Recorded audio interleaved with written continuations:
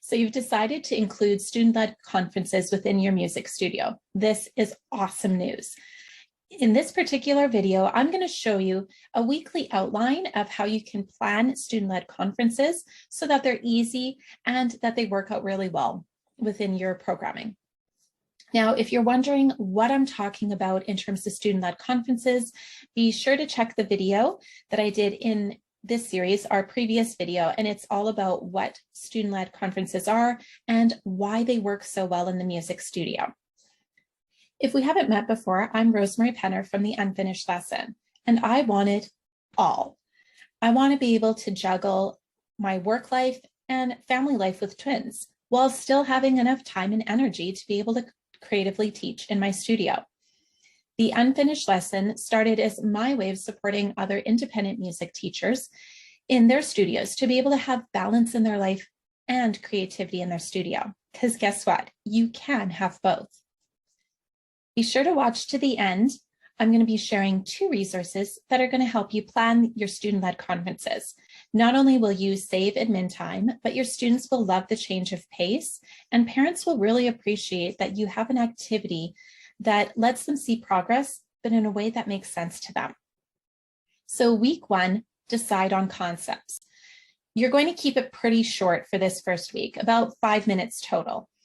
What you want to do is review the concepts that were learned over the year. Now, the easiest and fastest way to do this is if you have an annual growth plan, because then all you do is you just look at the concepts your student covered and you can just share those with your student. If you're wondering how to create one of those, just check out the video. I'm not sure which slide it's going to be on, but it's all about a 5-step plan for curriculum planning, in particular, how to individualize it for your particular student. Now, if you don't have an annual growth plan, just look back over the year, think back over the year, and write out a few concepts. The reason that you're going to do this step in terms of figuring out the concepts is, well, I mean, we've all seen it. We've all heard it, right? So what did you learn today? Or nothing, right? Those are the 2 most common responses. So if you ask your student in, say, like May, what they did in September, they're probably going to look at you with a blank expression. So this is the one part that I would recommend you take care of, just listing off some concepts that your student can choose from. In this same week, what they're going to do is, looking at those concepts, they're going to choose 2 of them. Why 2? Well, it gives them a chance to share a little bit more of what they did, but it's still really manageable. And because parents are going to be involved with this, we want to make sure it's not just manageable for the student, but that we're not overwhelming parents either. So once your student has chosen, and they choose, not you, right? They're taking ownership over their learning, over their programming. Once they've chosen it, you're done. That's it. That's all you had to do this week. So week 2 and 3, you're going to guide the planning process. Now, you're going to set aside about 10-15 minutes per lesson. And your job is really just to ask questions to help them kind of create a little bit of a flow with their mini lesson, because it's not going to be very long, and just give some options of appropriate materials. So that could be things like games, manipulatives, links to videos, really anything. You know, sheet music if they need it, but chances are they already have it. And so whatever it is that they might need, you give them the option of using stuff that you already have, or giving them ideas of things that they have around the house.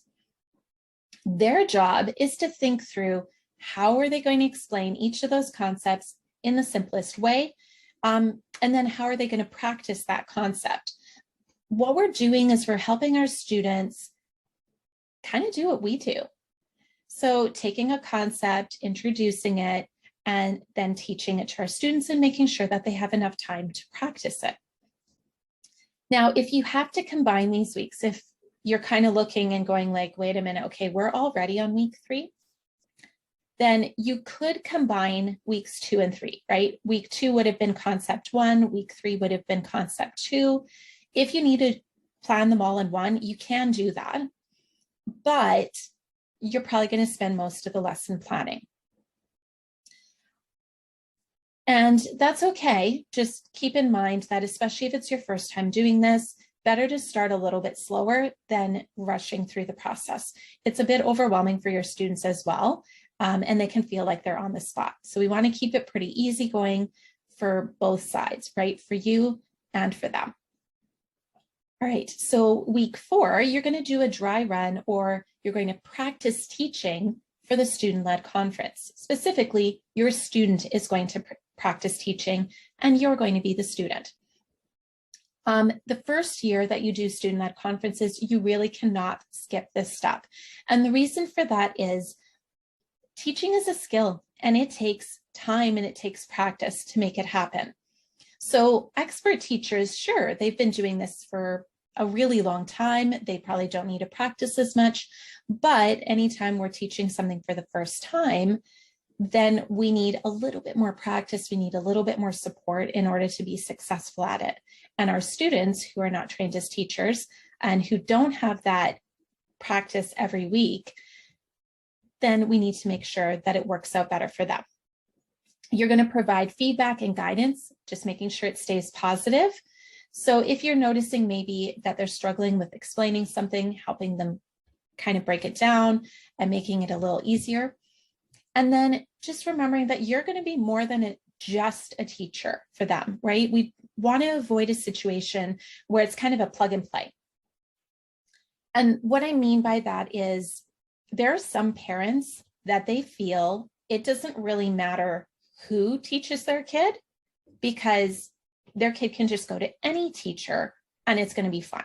It's a life skill to be able to explain things clearly and concisely, and just be able to do it in a variety of ways. Regardless of what career your student chooses, they are going to have to be able to do that. And it's a life skill because, well, one, we're going to use it in work, but 2, if you have kids, you're going to use this skill a lot. So we're just helping them out in this dry run or this practice teaching to be able to start developing that skill. So it's kind of nice. We're doing something that helps our studio, but also we're preparing them for later on in life. So week 5 is the actual student-led conferences. Now, if you're thinking all of a sudden, okay, 5 weeks, that's a lot. I'm going to explain how you can kind of tweak this a little bit at the end. So hear me out. You're going to spend the first few minutes with just your student. Make sure that they feel really confident and that they feel comfortable. Some students, they really want to be able to just very quickly run through explanations with you before they do the student-led conference. Some, they feel fine. They're ready to go. Whatever it is, just give your student that extra few minutes, and it could even be up to 15 minutes that they can do that with you before they start doing the student-led conference with their parents.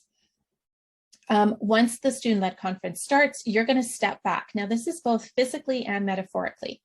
So physically, if you're in the same room as your student, what you want to do is position the chair or wherever you are a little further back, close enough that you can help your student if they need it, and be able to pass things over.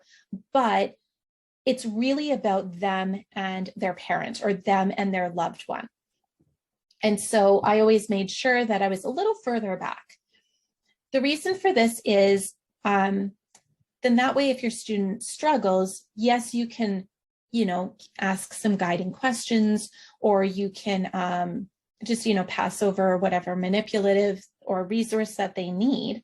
But parents, chances are, if they have a question, they may turn to you.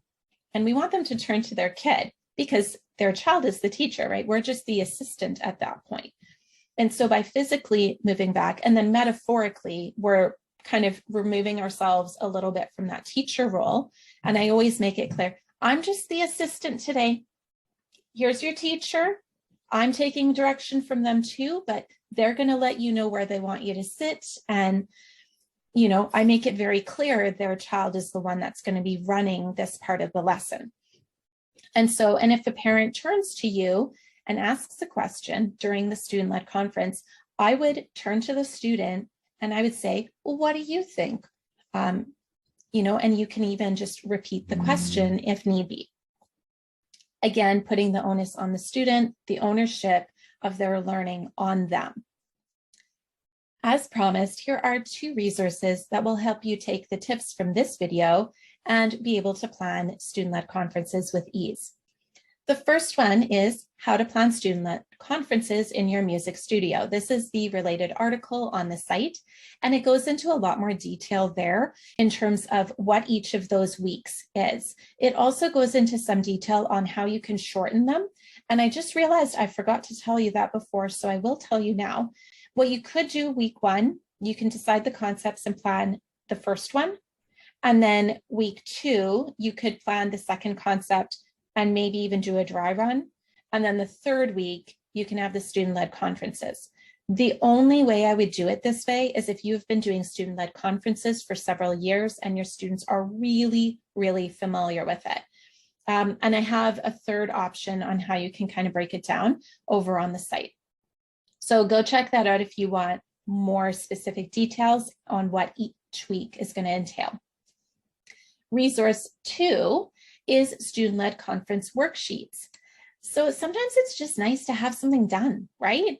You don't have to figure out what questions to ask or how to pull it all together. And that's what I've done here. These are the exact questions and process that I go through with my students. So this is the worksheet that we go through and we fill out for every single student-led conference. I have Google Sheets and PDF options. So that way, if you're teaching online, Google Sheets is a great option. Either you or your student can be filling it out and the other person can see those changes in real time. If you teach in person, PDF works really great because you can just print off a copy and fill it out during the lesson. Be sure to check in the description below for links to both of those. You're not going to want to miss out on our next series that's coming up. In fact, we have new series every single month, and you definitely want to hit the subscribe button so you don't miss out on those, because I'm always sharing tips and tricks to make your studio admin and teaching a little bit more creative and balanced.